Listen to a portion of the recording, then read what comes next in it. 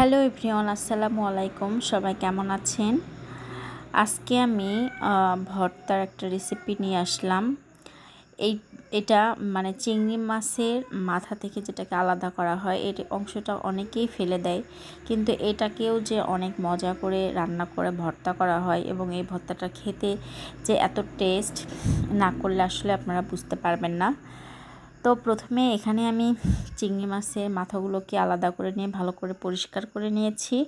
আর এর মধ্যে এখন আমি পেঁয়াজ আর রসুন, আসলে ভর্তার মধ্যে বিশেষ করে পেঁয়াজ রসুনটা বেশি করে দিতে হয়, তাহলে ভর্তার টেস্টটা অন্যরকম হয়।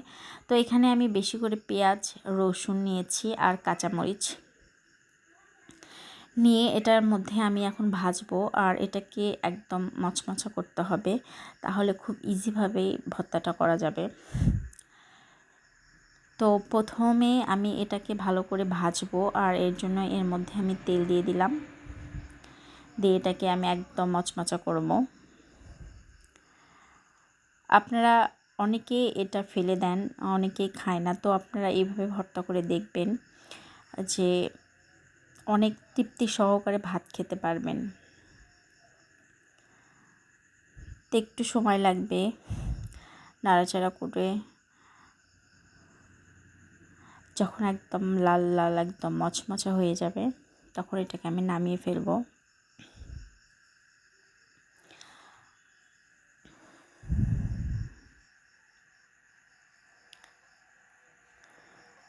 তো আমার এটা মানে একদম ভাজা হয়ে গেছে। তো এটাকে আমি নামিয়ে নিব। আর এই ভর্তাটা আসলে ব্লেন্ডারে করলেই ভালো হবে, হাত দিয়ে ভর্তা করলে কাঁটাগুলো লাগবে। তো দুঃখের বিষয়, আজকে আমি ব্লেন্ডারে দিলাম, তো আমার ব্লেন্ডার কাজ করতেছে না, এই জন্য হাতেই ভর্তা করতে হবে। তো আসলে হাত দিয়ে ভর্তা করতে কাঁটা লাগতেছে, তো হাত দিয়ে ভর্তা করতে গিয়ে মানে কাঁটাগুলো হাতের মধ্যে লাগতেছে। কিন্তু ব্লেন্ডারে ভর্তাটা করলে অনেক মানে সফট হইতো।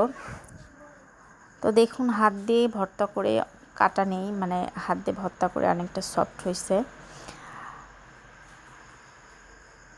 দেখুন, আমি হাত দিয়ে নাড়াচাড়া করতেছি, দেখে মনে হচ্ছে কি এখানে কাটা কাটা আছে। অবশ্যই আপনারা এভাবে ভর্তাটা করবেন, করে খাবেন, দেখবেন অনেক তৃপ্তি সহকারে ভাত খেতে পারবেন।